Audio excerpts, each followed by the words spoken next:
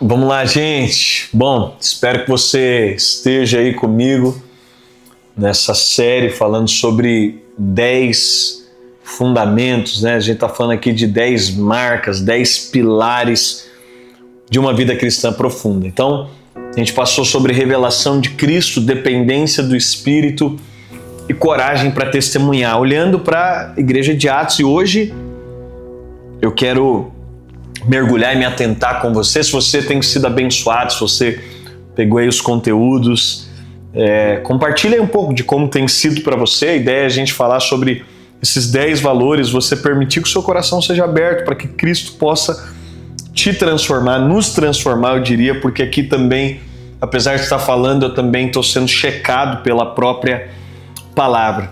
E eu quero, então, ainda mergulhando aqui na narrativa de Atos, né, caminhando aqui por Atos, eu quero compartilhar com você como um quarto pilar de uma vida cristã mais profunda é o aspecto da generosidade, né? Uma vida generosa.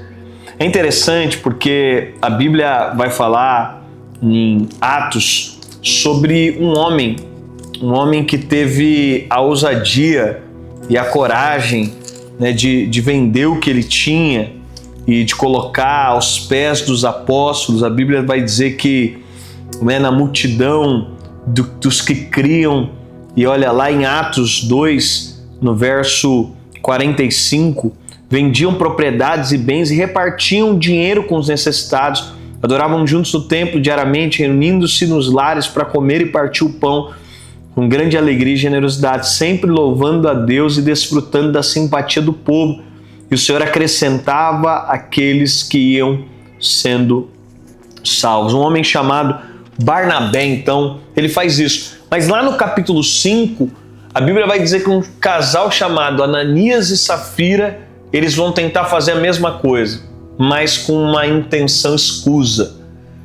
Você sabe, é tão interessante porque quando nós falamos sobre generosidade ou avareza, nós olhamos aqui para a igreja de Atos e vemos o paradoxo entre Barnabé, que vende tudo e coloca aos pés dos apóstolos, e Ananias e Safira, que eles fingem que venderam tudo.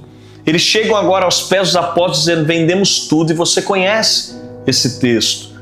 Ainda que não cremos que Ananias e Safira eram de fato convertidos, eles estavam na igreja, mas até eu gosto teologicamente, talvez o que mais sustente o que eu estou dizendo para você é que o livro de Atos usa a expressão irmão para se referir aos personagens aqui colocados, mas Ananias e Safira, eles não são chamados de irmãos, mostrando que é possível, inclusive numa cultura de superficialidade, que eu esteja dentro da igreja, que eu frequente a igreja, que eu frequente os cultos, mas que eu não tenha nascido de novo, que eu esteja lá. E você sabe que quando nós estamos falando sobre mamon dominar a nossa vida, sobre a avareza, talvez essa seja uma marca, e que nós não caminhamos olhando para os outros e avaliando a vida dos outros, mas Ananias e Safira são denunciados a partir do lugar de avareza do coração deles. Ananias e Safira, eles são denunciados e agora eles chegam, e aí o apóstolo Pedro, no verso 3, ele disse: Ananias, por que você deixou Satanás encher seu coração? Você mentiu para o Espírito Santo quando guardou parte do dinheiro para si. Ananias, ele estava retendo aquilo que ele deveria dar. Como é lamentável, e não tem como tirar essa marca de uma vida cristã mais profunda. Não tem como tirar a marca da fidelidade ao Senhor, a marca que toca o nosso dinheiro, porque fala diretamente ao nosso coração. Como é lamentável. Eu acho lamentável, tem irmãos que eles frequentam a igreja desde pequenos, eles se convertem, eles até se envolvem, eles até lideram, eles até servem, mas só não mexa no bolso deles. Eles só não contribuem, eles só não têm disposição de contribuir. Eles não têm o mínimo que a fidelidade nos dízimos, e que nós sabemos não foi revogada no Novo Testamento. Se todos os mandamentos, Jesus elevou o nível, isso está longe de ser uma discussão teológica madura, porque, de fato, a generosidade, a fidelidade e a generosidade, elas são marcas. E são marcas de um cristão saudável. Deixa eu te perguntar, se depender da sua disposição, da sua fidelidade, onde o reino de Deus estaria? Se depender só da sua fidelidade, a sua igreja estaria com as portas abertas? Você sabe, nós estamos num tempo de jejum. Nós estamos num tempo clamando, e quando nós falamos de uma vida cristã mais profunda, eu quero te falar de coisas profundas. E quando falamos aqui sobre o aspecto financeiro, ele é extremamente profundo. E na igreja de Atos, enquanto tem a marca de alguém generoso, tem um casal avarento, tem um casal lidando com avareza. Isso aqui vai apontar para uma morte deles, aqui física.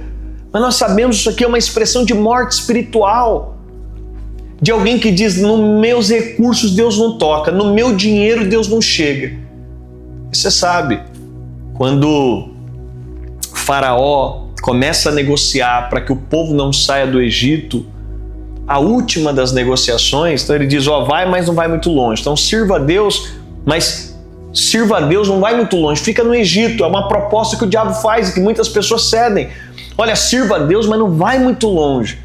Segunda proposta, sirva a Deus, mas deixe seus filhos de fora. Então assim, não coloque a sua família, não envolva a salvação, não coloque seus filhos.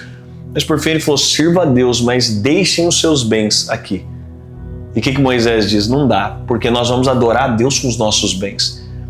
Mais tarde, eles não só saem com os seus bens, mas eles saem com os despojos do Egito. Por quê? Porque Deus planejava edificar um tabernáculo no deserto, e esse tabernáculo foi edificado através do recurso daquele povo. Talvez os nossos recursos, a gente está naquela proposta do diabo dizer, sirva a Deus, mas deixe seus recursos de fora. Até sirva a Deus, até vá, até frequente. Mas é o seguinte, não coloque seu dinheiro.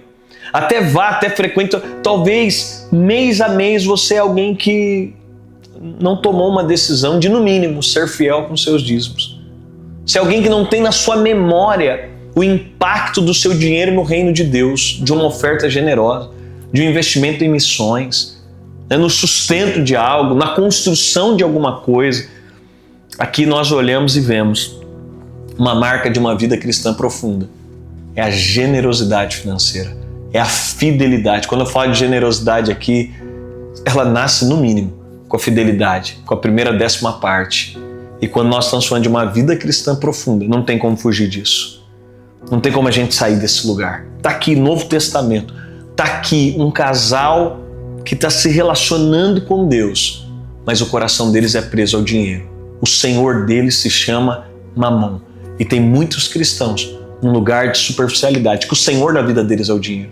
O governo da vida deles é o dinheiro. Se alguém não consegue, no mínimo, para com o reino de Deus ser fiel, é porque o governo da vida dele é o dinheiro. E num tempo como esse, a gente pode se arrepender diante de Deus. Se arrepender com uma mudança de prática. Olha, eu diria para você, as médias e as métricas das pesquisas é que 30% da igreja brasileira é dizimista. Então, de cada 10 cristãos, só 3 dizimam fielmente. Mas eu fico perguntando, se temos pregado o evangelho, se queremos ir para um lugar mais profundo, nós veremos sim mais gente olhando para Cristo, nós veremos sim mais gente dependente do Espírito, nós veremos sim mais salvações acontecendo, mas nós veremos também pessoas mais fiéis. Nós veremos também pessoas cujo dinheiro não é o dono da vida delas.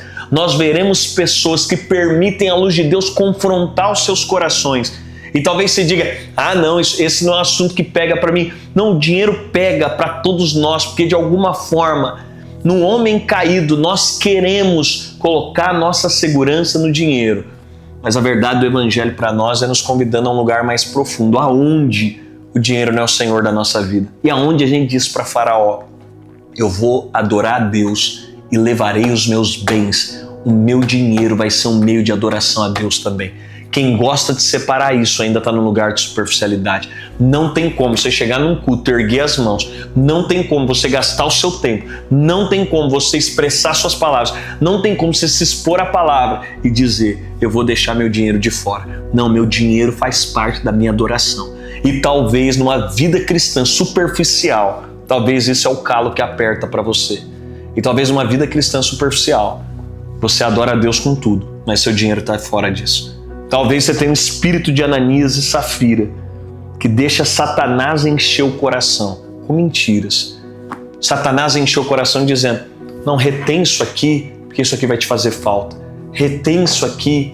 Não, nós podemos nos posicionar diante de Deus para dizer: o meu dinheiro também vai adorar a Deus. E a minha pergunta é: o seu dinheiro adora a Deus?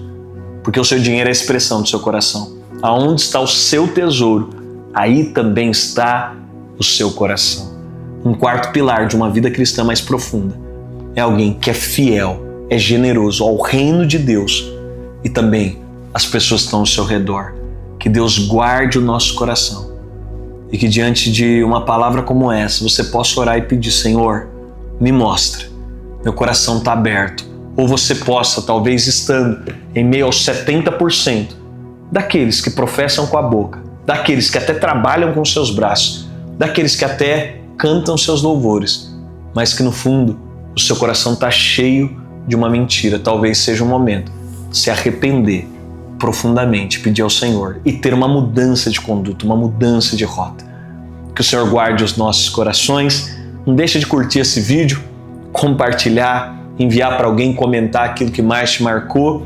Eu te espero para nós falarmos no próximo vídeo do nosso quinto pilar.